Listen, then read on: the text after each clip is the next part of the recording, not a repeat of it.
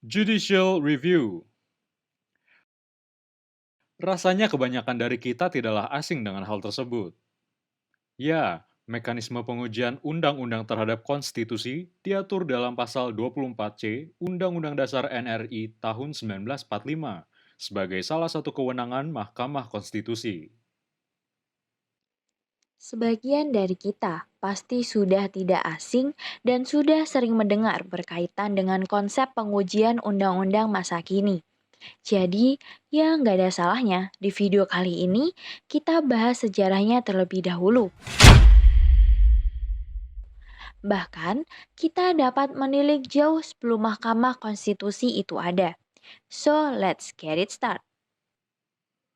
Pemikiran mengenai judicial review ternyata pernah muncul di Indonesia sebelum kemerdekaan, atau tepatnya pada persiapan kemerdekaan Indonesia. Saat itu, terjadi perdebatan antara dua anggota Badan Penyelidik Usaha-Usaha Kemerdekaan Indonesia atau BPUPKI, yakni Profesor M.R. Muhammad Yamin, yang mengusulkan Balai Agung sebagai lembaga yudikatif diberi kewenangan untuk membanding atau menguji undang-undang, serta Profesor Dr. M.R. Supomo yang menolak atau menganggap gagasan tersebut belum waktunya untuk diimplementasikan. Hal ini menarik untuk kita simak, apalagi keduanya menyandang gelar Mister in the Reds dan atau sarjana hukum. Bila kita menilik pada tanggal 15 Juli tahun 1945, muncul sebuah usulan untuk memberikan kewenangan judicial review pada lembaga yudikatif. Hal ini dikemukakan oleh Yamin. Beliau dalam salah satu sidang BPUPKI mengusulkan bahwa seharusnya Balai Agung atau Mahkamah Agung diberi kewenangan untuk membanding adanya undang-undang. Yamin menghendaki agar Mahkamah Agung atau Balai Agung menjadi pula badan yang membanding atau melakukan pengujian undang-undang. Beliau berpendapat, undang-undang dapat dibanding atau diuji menggunakan beberapa batu uji. Apakah undang-undang yang dibuat oleh Dewan Perwakilan Rakyat tidak melanggar Undang-Undang Dasar Republik atau bertentangan dengan hukum adat yang diakui, ataukah tidak bertentangan dengan syariah agama Islam? Ujar beliau. Jadi, konsepsi banding atau pengujian yang diusulkan oleh Yamin memungkinkan penggunaan tiga batu uji, yakni yang pertama konstitusi atau undang-undang, yang kedua hukum adat yang diakui, dan yang ketiga yaitu syariah Islam.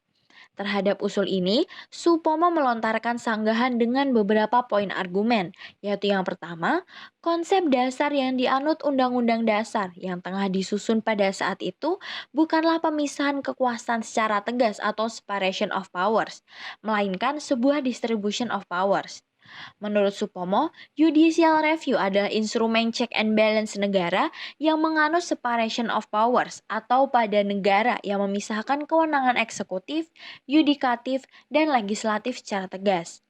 Sementara Indonesia menganut distribution of powers, terlihat dari bagaimana Presiden dan DPR sama-sama memiliki fungsi legislasi. Kedua, menurut Supomo, tugas hakim adalah menerapkan undang-undang, bukan membanding atau menguji undang-undang. Karena menurutnya, pengujian undang-undang bukanlah fungsi yudisial yang bisa diberikan kepada Balai Agung. Yang ketiga, berkaitan dengan adanya kewenangan hakim untuk membanding undang-undang yang bertentangan dengan konsep supremasi Majelis Permusyawaratan Rakyat atau MPR. Sebagaimana hal ini diatur dalam pasal 1 ayat 2 Naskah Asli Undang-Undang Dasar 1945.